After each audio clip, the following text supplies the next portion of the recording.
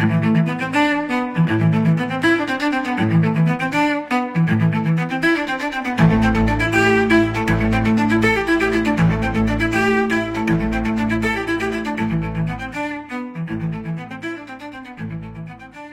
je pourrais dire que les victimes étaient là au mauvais endroit, au mauvais moment.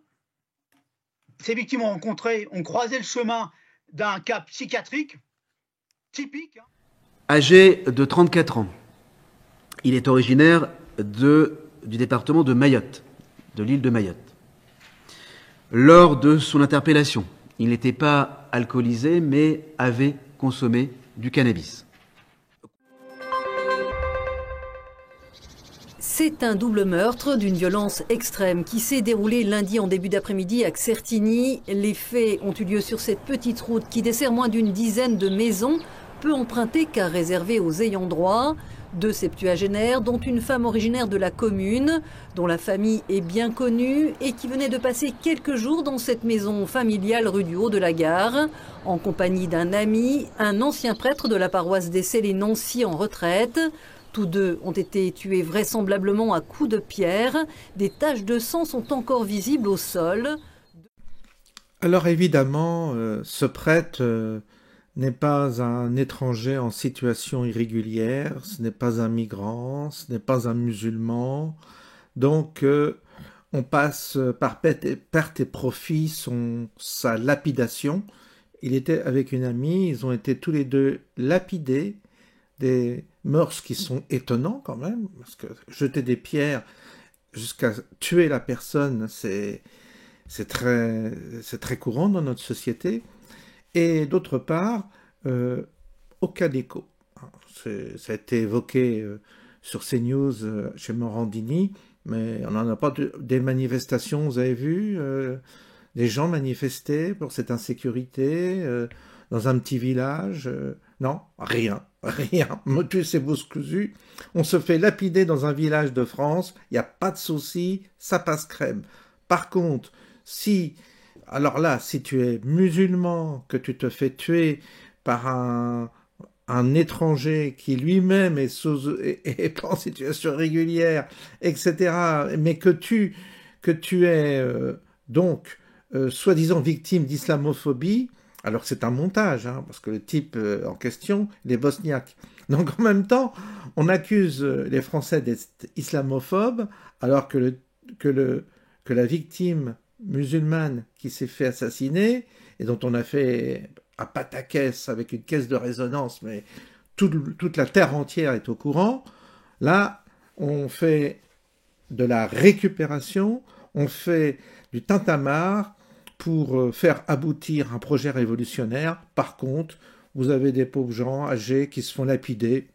Pas de problème, c'est des Blancs, des Français, et en plus c'est un prêtre. Alors, surtout pas, faut surtout pas en parler. C'est pas contre un prêtre, on pourrait dire que c'est éventuellement, je sais pas, il était courant,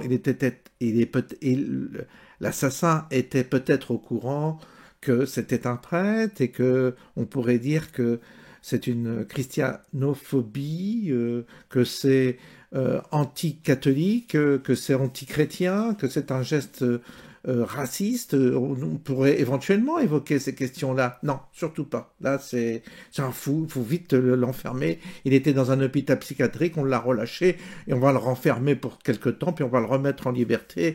Il y aura d'autres morts, et tout ira bien en France, dans notre pays. Donc, c'est quand même incroyable. Alors, qu'est-ce qu'on apprend ? Je regardais les articles.